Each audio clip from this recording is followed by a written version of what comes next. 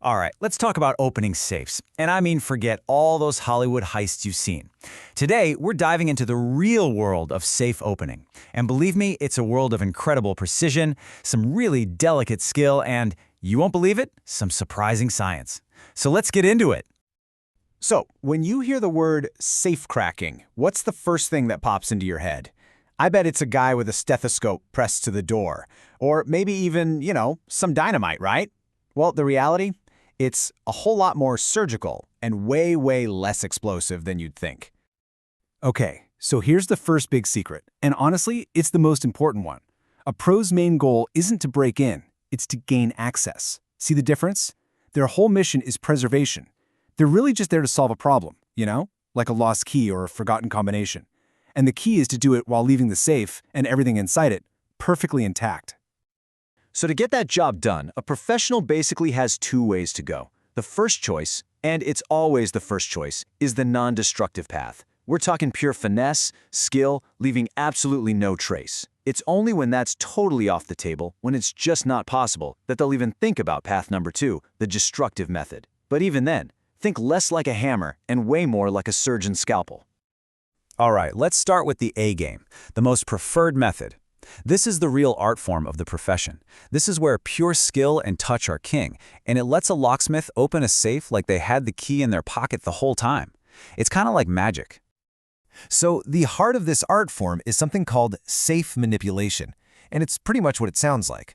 It's all about feeling and listening to what's going on inside the lock, understanding its own little language, and just gently coaxing it open. It has nothing to do with force. It's really more like having a quiet conversation with the mechanism itself. And if you're going to have a conversation like that, you need the right tools, right? But look at these. They're not hammers and crowbars. No way. They're basically surgical instruments. You've got feeler wires to sense where the tumblers are, tension wrenches to apply just the perfect amount of pressure, and even tiny scopes to get a crystal clear picture of the puzzle they're working on. This is a craft that takes years of practice to get right. It's all about developing a sense of touch, so fine, so refined, that you can feel tiny little movements on the scale of 1/1000th of an inch. And you're doing this from the outside of a solid steel box. I mean, just stop and think about that for a second. That's incredible. Now check this out. One of the coolest techniques is called impressioning. This is where you basically get the lock to design its own key. Here's how it works. A locksmith takes a soft, blank key and puts it in the lock, applies the little turning pressure, and the pins inside, at their exact heights, leave these tiny microscopic marks on that soft key blank. The locksmith then carefully files down just those marks, puts the key back in, and does it all over again. And again. Slowly but surely, a perfectly working key is born, created from literally nothing but the information the lock itself provided. How cool is that? But all that classic sense of feel stuff? That's for old-school mechanical locks. The whole game changes, completely changes, when we step into the modern era and come face-to-face with the super complex world of electronic safes. And that brings up a really good question, right? What do you do when there are no clicks to listen for, no tumblers to feel, when you're just staring at a digital keypad with literally millions of possible combinations? Well, you're going to need a very different kind of tool. And that's where this thing comes in, the auto dialer. This is the locksmith's high-tech answer to digital complexity. It's a really smart device that you physically attach right to the safe's dial, and it just does all that tedious work for you. It tries every single combination, but it does it with computer speed and absolute precision. The real power of the auto dialer is just how relentless and systematic it is. It's not guessing. It literally starts at combination 0 and just methodically works its way through every single possible combination, one after another, until it hits the right one. So for a forgotten code, this thing turns an impossible memory game into what's basically just a waiting game. And when you get to the most advanced electronic safes out there, the techniques start to look a lot less like locksmithing and a whole lot more like computer hacking.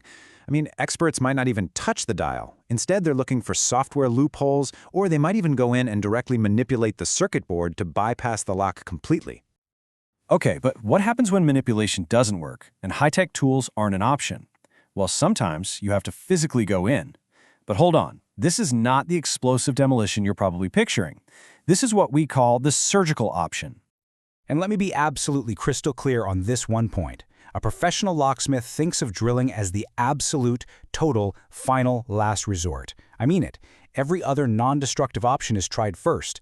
This is only used when the safe itself is broken or there's just literally no other way in.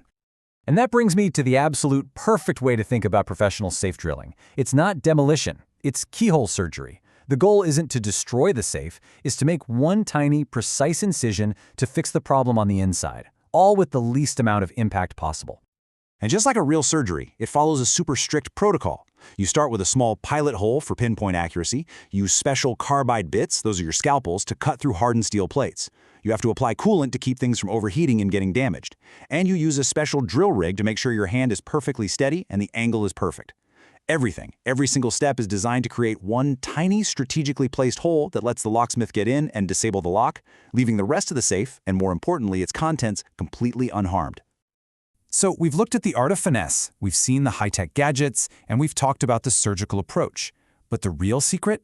The ultimate skill of a master locksmith? It's knowing which one of these approaches to use and when. And it all boils down to one word: diagnosis. Before a single tool is even picked up, a pro starts investigating. They might use something called a borescope, which is basically a tiny little camera on a flexible tube, to peek inside the safe and figure out the exact type of lock they're up against.